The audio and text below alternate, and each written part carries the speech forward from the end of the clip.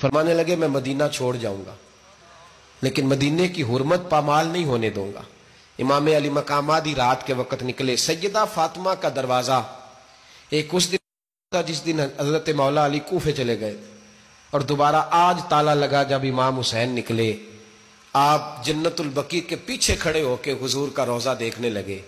اس وقت گنبد تو نہیں ہوتا تھا، روضہ دیکھنے لگے۔ نانا تیرے کرم کے خزینے کی خیر ہو، میں جا رہا ہوں تیرے مدینے کی خیر ہو۔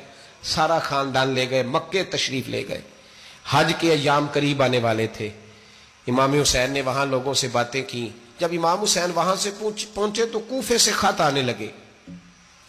کوفہ حضرت علی کا دارالخلافہ تھا، وہاں آپ کے محبین پیار کرنے والے ڈھیروں تھے۔ انہیں خط لکھے کہ حضور آپ چپ کر کے بیٹھے ہوئے ہیں اور ہمارے اوپر یزید مسلط ہو گیا ہے، آپ اگر میدان میں نہیں نکلیں گے، آپ نہیں آئیں گے تو ہم اللہ کی بارگاہ میں شکوہ کریں گے کہ کوئی ہماری کمان کرنے کو تیار ہی نہیں ہوا۔ اور وہ خط 1 2 3 نہیں آئے، وہ خط اتنے تھے کہ 3 بوریوں میں بھرے تھے امام حسین نے، 3 بوریوں میں۔ اب مجبوری ہو جاتی ہے، حق کے لیے کئی دفعہ بات کرنا مجبوری ہوتی ہے، اگر نہیں کرے گا تو پھر اس کو بھی قبر میں جواب دینا پڑے گا۔ امام علی مقام رضی اللہ تعالی عنہ نے مکے میں اب لوگوں کو جمع کیا مشورے کے لیے۔ ہر بندے نے کہا حضور وہ بلا تو رہے ہیں پر اپنے وعدوں کے پکے بڑے کم لوگ ہوتے ہیں، بڑے کم لوگ، جسے زندگی ہو پیاری وہ یہیں سے لوٹ جائے۔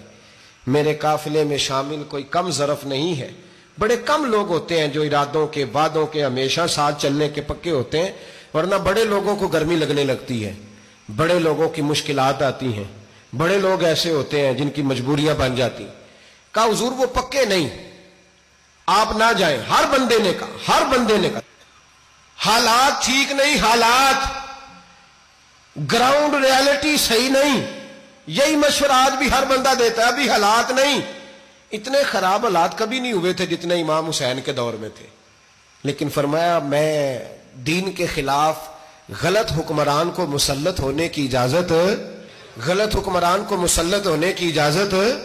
مزاحمت کروں گا، مخالفت کروں گا۔ امام کہنے لگے کوئی بات نہیں، وہ میرے ساتھ چلے نہ چلے لیکن میں کوفے جاؤں گا، وہ لوگ میرے ساتھ کھڑا ہونے کو تیار ہیں تو وہ جھوٹ ہے یا سچ ہے پر میں چلوں گا۔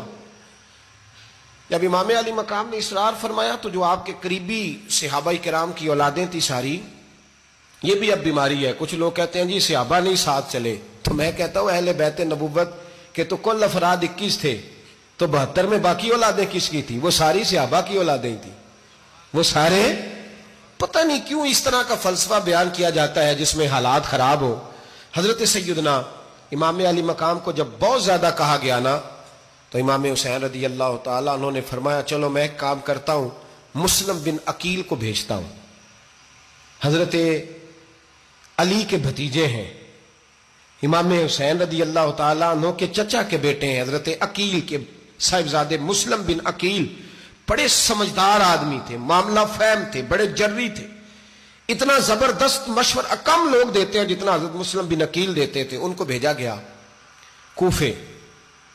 اب اس میں بڑی تفصیل ہے، وہ اپنے 2 بچے بھی لے گئے۔ جب وہ کوفے پہنچے نا تو کوفے پر جناب نعمان بن بشیر کی حکومت تھی، آپ گورنر تھے اور اہل بیت سے بڑی عقیدت رکھنے والے، نرم رویہ۔ عبید اللہ ابن زیاد کوفے کا گورنر نہیں تھا، یہ کسی اور علاقے کا تھا۔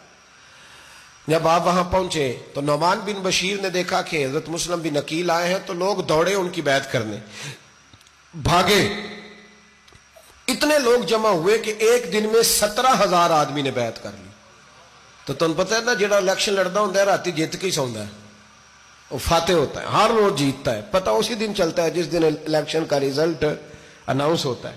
17,000 آدمی ایک دن آیا۔ اب وہ جو امام مسلم بن عقیل کے وہاں نعرے لگانے والے تھے کہنے لگے حضور یہ پہلے دن کی کارکردگی ہے، 2-4 دن میں دیکھیے کیا ہوتا ہے۔ 2-4 دن میں کیا ہوا؟ 40,000 آدمی نے بیعت کر لی۔ اب وہ 40,000 بندہ تیار ہو گیا۔ ادھر سے جو یزید کے وفادار تھے انہوں نے خط لکھا یزید کو کہ تو نے بڑا نرم آدمی گورنر بنایا ہے اور 40,000 بندہ چلا گیا حسین کی طرف، اگر ایک دن مسلم بن عقیل اور رہے تو جو تمہارا گورنر بیٹھے ہیں نا جناب نعمان بن بشیر، ان کو گورنر ہاؤس سے نکال کے مسلم بن عقیل قبضہ کر لیں گے، تو چپ کر کے بیٹھا ہے۔ یزید بڑا تیز تھا، اس نے ایک آدمی گھوڑے پہ دوڑایا، عبید اللہ ابن زیاد ایک اور علاقے کا گورنر تھا، پر بڑا ظالم سا بدماش تھا، بڑا سخت گیر آدمی تھا۔ اس کو کہا کہ تو پہلے ایک صوبے کا گورنر ہے، جا تجھے دوسرا صوبہ بھی دیا۔